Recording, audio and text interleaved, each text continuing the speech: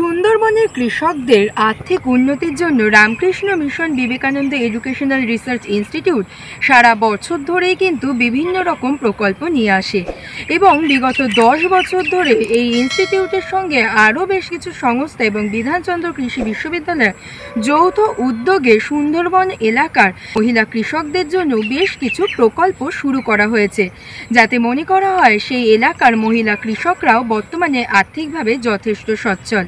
আজ সেই সম্পর্কিত একটি সেমিনারের তথ্য নিয়ে আপনাদের সঙ্গে আমি দেবস্মিতা। কৃষি বার্তায় আপনাদের সকলকে জানাই স্বাগত।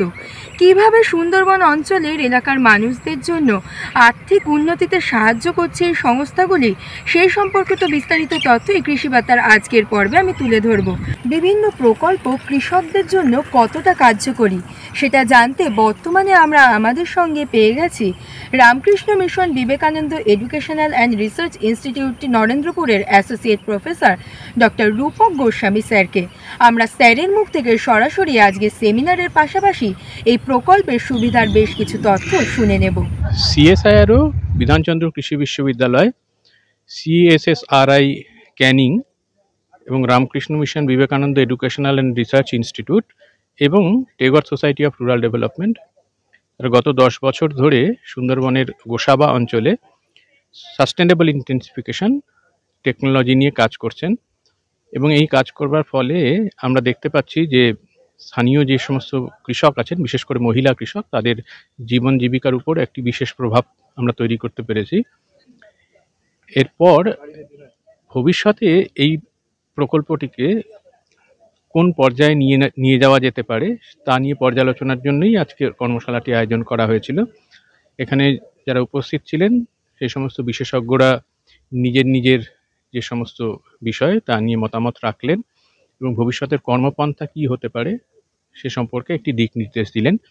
এই সমস্ত আলোচনাকে আমরা নথিবদ্ধ করবার পর সেটি আমরা নতুন প্রকল্প তাতে রূপায়ণ করবার চেষ্টা করব। 2016 সাল থেকে সুন্দরবনের প্রত্যন্ত এলাকা যেমন সাতজেলিয়া, রাঙাবিলিয়া, গোসাগা প্রভৃতি এই অঞ্চলগুলোতে Australian Centre for International Agriculture Research CSIR ফান্ডিংয়ে যৌথ উদ্যোগে কাজ করে চলেছি। তো সেই প্রথম ফেজটা 2021 সালে হয়েছিল এবং তারপরে 2021 থেকে 25 পর্যন্ত সেকেন্ড ফেজ চলেছে। তো এই চলার মধ্যে আমরা বিভিন্ন জিনিসগুলো শিখেছি এবং জিনিসগুলোকে আমরা আরও রিফাইন করার চেষ্টা করেছি। তো আজকে যে প্রোগ্রামটা ছিল সেটা হচ্ছে আমরা এর পরবর্তীতে কীভাবে এগিয়ে যাব তার জন্য একটা রোডম্যাপ ইভেন্ট। এই রোডম্যাপ ইভেন্টে অস্ট্রেলিয়ান ফান্ডিং এজেন্সি থেকে এসিআর থেকে ছিলেন, সিমিট থেকে ইন্ডিয়া অফিস থেকে ছিল, তাছাড়া আইসিআর এর Canning central salt salinity institute, Bidhan Chandra কৃষি বিশ্ববিদ্যালয়, গভর্নমেন্ট, সেন্ট্রাল ফিশারি রিসার্চ ইনস্টিটিউটে ছিল। সবারই আমাদের মূল উদ্দেশ্য যে কীভাবে এটাকে আরও এগিয়ে নেওয়া যায় সুন্দরবনের প্রত্যন্ত এলাকার চাষিদের সর্বাঙ্গীন উন্নতির জন্য।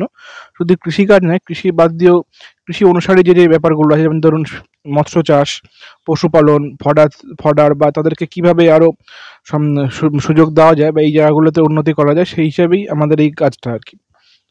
বিধানচন্দ্র কৃষি বিশ্ববিদ্যালয়ের অধ্যাপক ডক্টর কৌশিক ব্রহ্মচারী স্যার এই বিষয়ে আমাদের কি জানাচ্ছেন শুনে নেব। প্রথম ফেজটা যখন আমরা শুরু করি তখন ছিল সেটা 4 বছরের কাজ। পরবর্তীতে ক্ষেত্রে প্রথম দিকের যা ম্যান্ডেট ছিল সেই সব ম্যান্ডেটের ওপরে গিয়ে দেখা গেল আরও নতুন ম্যান্ডেট আসছে, চাষিদের কাছ থেকে নতুন কথা উঠে আসছে, এটার উপরে কাজ করুন, ওটার উপর কাজ করুন।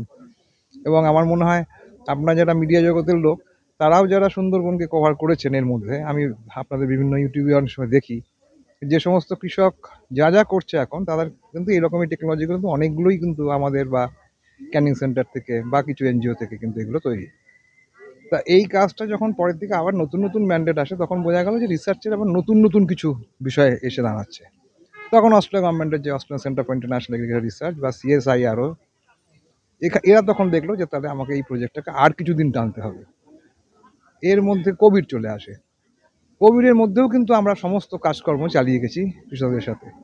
এবং আপনারা জানেন হয়তো যে এই যতবার বন্যা হয়েছে, যতবার নোনা বন্যা হয়েছে বা মিঠা বন্যা হয়েছে, সবচেয়ে যেটা মজার বিষয় এখানে যে আমরা এই প্রকল্পে গত 10 বছরে কোনো ল্যান্ড টাইপ পাল্টাইনি। যে মাটি কাটা, গর্ত করা, আমরা যা কিছু ব্যবহার করছি এক্সিস্টিং রিসোর্স, অর্থাৎ যা কিছু রয়ে গেছে এখানে সেইগুলোকেই আমরা এগুলোকে ব্যবহার করছি।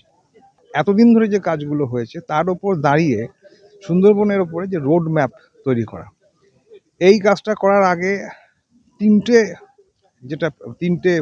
এটা যেমন গাঙ্গেয় অঞ্চল, অর্থাৎ গ্যাঞ্জেটিক ডেল্টা বলি আমরা, সেরকম মেকং ডেল্টা এবং ইন্দাস ডেল্টা, সিন্ধু, পাকিস্তান, এরকম যেরকম এই তিনটে ডেল্টাই রিজিয়নের কমন প্ল্যান কিছুদিন আগে, এবছর প্রথম দিকে ভিয়েতনামে কিন্তু তখন তৈরি করা হয়।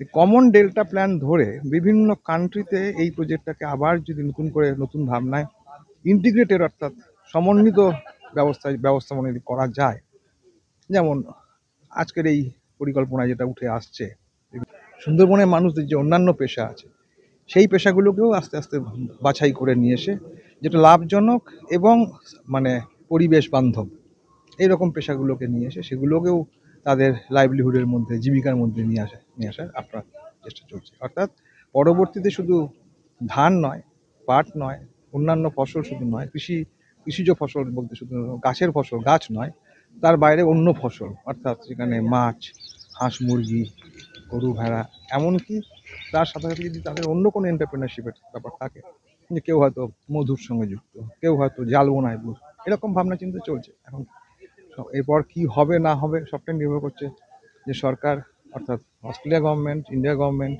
যা আজকে আলোচনা হচ্ছে এই সমস্ত বিষয় কৃষকদের সঙ্গে অনেক আগে থেকেই গত 1 বছর ধরে, যেটা বললাম এক্ষুনি যে ভিয়েতনামে একটা হলো, এখানে আমাদের এতদিন পর্যন্ত গত 10 বছরে সমস্ত অনুষ্ঠানই, সমস্ত প্রকল্পের সমস্ত কাজই কৃষকদের সাথেই হয়।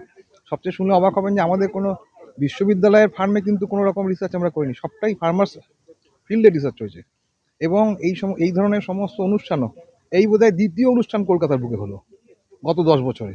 আমরা শুনে নিলাম সারা বছর ধরে সুন্দরবন এলাকার মানুষদের আর্থিক উন্নতির লক্ষ্যে এবং স্বনির্ভরতার পথ দেখাতে রামকৃষ্ণ মিশনের উদ্যোগে যে সমস্ত উদ্যোগ নেওয়া হয় তাতে কিন্তু সেই এলাকার কৃষকেরা আজ যথেষ্টই উপকৃত। এবং রামকৃষ্ণ মিশনের সঙ্গে বিভিন্ন সংস্থার যৌথ উদ্যোগে বিভিন্ন যে প্রকল্পগুলি স্থাপন করা হয় সেই ক্ষেত্রেও কিন্তু সুন্দরবন এলাকার কৃষকেরা আজ আর্থিক সচ্ছলতার পথ দেখছেন। এরকম আরও নতুন নতুন তথ্য জানতে অবশ্যই আমাদের কৃষি বার্তা চ্যানেলটিকে সাবস্ক্রাইব করে বেল আইকনটি প্রেস করে রাখুন এবং ফেসবুকে কৃষি বার্তা পেজটিকে ফলো করে রাখুন, যাতে সবার প্রথমে নোটিফিকেশনটি আপনার কাছেই পৌঁছে যায়। নমস্কার।